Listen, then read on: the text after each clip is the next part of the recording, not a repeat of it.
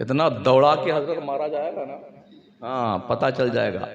खामखा हमारे देश के बिरादराने वतन परेशान है, मुसलमानों के बहुत बच्चे पैदा होते हैं, बहुत। अरे कहाँ होते हैं यार, किधर होते हैं बहुत बच्चे? बोले 4 शादी मुसलमान करता। अगर हिसाब पूरे मुल्क लगाया जाए ना तो हमसे कम से कम 10% आप आगे हैं कई कई बीबियां रखने में। और दीवारों पे नारे लिखे जाते हैं ना, हम 2 हमारे 2। पहला बच्चा जल्दी नहीं, दूसरा अभी नहीं, तीसरा कभी नहीं। दूसरा बच्चा कब? पहला पढ़ने जाए तब। परिवार नियोजन, भर पेट भोजन, ये नारे दीवारों पे लिखी हुई है। हाँ ये अलग बात है, मुसलमान उस नारे को नहीं पढ़ता वढ़ता जो लिखा हुआ इस लौजब। हाँ, क्योंकि इसको तो एक ही बात सोचती है मेरे नबी ने फरमाया है, तज़व्वजुल वदूदल वलूद फ़इन्नी मुकासिरुम बिकुमुल उमम। शादी ऐसी औरत से करो जिसके ज्यादा बच्चे पैदा हो। तो रहम करो अपने बच्चों पर, इनके हालत जार पे रहम करो बच्चों, इनकी सही तरबियत करो। बच्चों की तरबियत सिर्फ ये नहीं है कि पैदा करके छोड़ दो इन्हें। बच्चों की तरबियत ये है, पैदा करने के बाद इन पर सही तवज्जो दो। सबसे बेहतर तोहफा एक माँ बाप की तरफ से औलाद के लिए ये है कि माँ बाप अपनी औलाद को बेहतरीन तालीम दें और अच्छा अदब सिखाएं।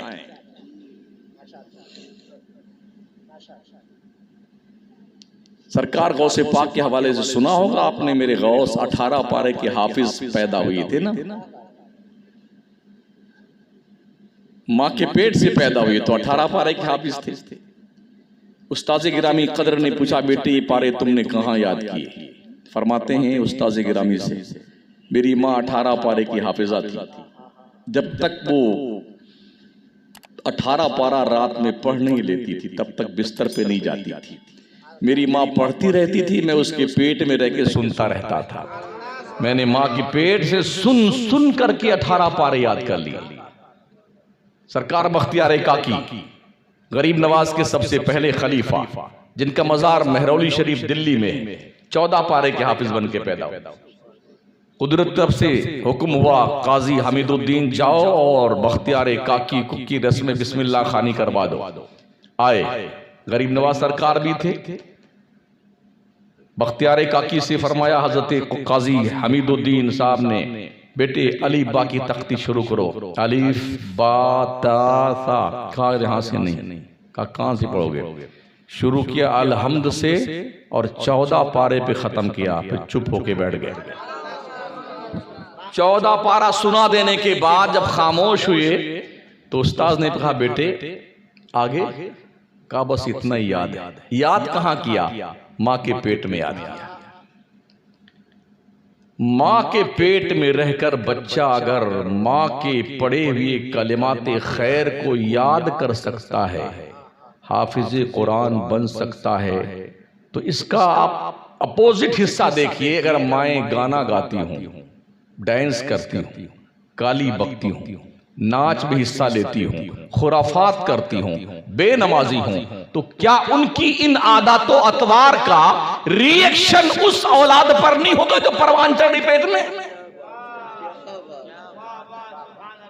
आखिर क्या वजह है आज कोई मोहम्मद बिन कासिम नहीं पैदा हो रहा? क्या वजह है कोई सलाहुद्दीन अय्यूबी हमको देखने को नहीं मिलता? क्या वजह है कोई मोइनुद्दीन अजमेरी नहीं दिखता हमें? क्या वजह है अब्दुल कादिर जिलानी नहीं दिखता है? वजह यह है वो माएँ पैदा करती थी नमाजी, धनी तलवार के मैदान की गाजी। वो माएँ जब भी लेती थी बलाएं, दिया करती थी बेटों को दुआएं। इबादत में कटे बेटा जवानी, शहादत पे हो आखिर जिंदगानी। वो माएँ तरबियत करती थी अपने बच्चों की। मारारा के सादात का यही फरमान है ना, आधी रोटी खाओ बच्चों को पढ़ाओ। हम बच्चों को पढ़ा नहीं रहे हैं। 12वीं पास करते करते 14% बच्चे हमारे जो होते हैं ना, वो वापस चले जाते हैं स्कूल से, तालीम छोड़ देते हैं। बाई ग्रेस पास होते हैं, फिर भी माँ बाप लड्डू बाढ़ क्या बात है, मेरा लड़का का बाई ग्रेस पास हुआ है, कुछ है होश हवास। बाई ग्रेस का क्या मतलब होता है? धक्का मार के गाड़ी निकाल दी गई है, इसको कहते हैं बाई ग्रेस। इस पर आप खुशियां मनाते हो तो आपकी किस्मत पर और आपकी अक्लो शऊर पे मातम करने को जी चाहता है। जिस कौम को ये शऊर ना हो और ये सोच खत्म हो गई हो कि प्रोग्रेस करने के तरीके क्या हैं, दुनिया में जीने का रास्ता क्या है, जिस कौम को ये पता ना हो उस कौम को मिटते हुए दुनिया से देर नहीं लगती है। डॉक्टर इकबाल ने बहुत पहले कहा था ना, न संभलोगे तो मिट जाओगे, ए हिंदी मुसलमानों तुम्हारी दास्तां तक भी ना होगी दास्तां। किसी भी कौम के मुस्तकबिल की रोशन और मजबूत अमानत उस कौम की नौजवान नस्ल हुआ करती है। मेरी तकरीर में नारा मत लगाइएगा, सिर्फ सुनिए। किसी भी कौम के भविष्य का रोशन मीनार उस कौम की नौजवान नस्ल होती है। अगर नौजवान नस्ल बीमार हो गई तो कौम बीमार हो जाती है। इसलिए हर कौम अपने नौजवान नस्ल पर बहुत ही ज्यादा तवज्जो देती है। होशियार लोग जो होते हैं ना, वो अपने नस्लों पे हिफाजत का बाज़ाब्ता पहरा बिठाते हैं। पूरे देश को भांग पिला के मजहब का पगला देने वाले नेता लोग, सियासतदान, उनकी औलादें बर्तानिया, कनाडा, जर्मनी, अमेरिका, कैम्ब्रिज, इन सारी यूनिवर्सिटियों में पढ़ती हैं। और देश के हिंदू मुस्लिम लोग झुंझुना पकड़ा दिया धर्म के नाम का, पगलाए रहो, लड़ते रहो और मरते रहो। जो लोग होशियार होते हैं, दिमाग वाले होते हैं, उन्हें कुछ लेना देना नहीं होता इस बकवास से। वो तो अपने बच्चों पे निगाह रखते हैं कि बच्चा पढ़ रहा है कि नहीं पढ़ रहा है। क्या आपने सोचा कभी कि आपके बच्चे किस ढंग से पढ़ रहे हैं? कॉलेज की तालीम का हाल इतना बुरा है कि पूछो मत। हालांकि मेरा ये उन्वान नहीं है आज।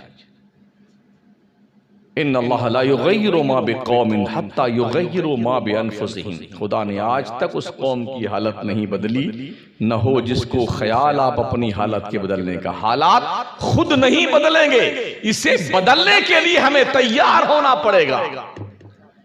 अब तक की जो हमारी एक्टिविटीज हैं उसमें हमने कुछ महसूस नहीं किया कि भविष्य में, मुस्तकबिल करीब में कोई बदलाव होने वाला है। ऐसा कुछ नहीं है। अगर आप ये सोचते हैं कि बहुत जल्दी है, हालात बदल जाएंगे, तो हम समझते हैं या तो आप पागल हैं या मैं पागल हूं। ऐसा कुछ नहीं।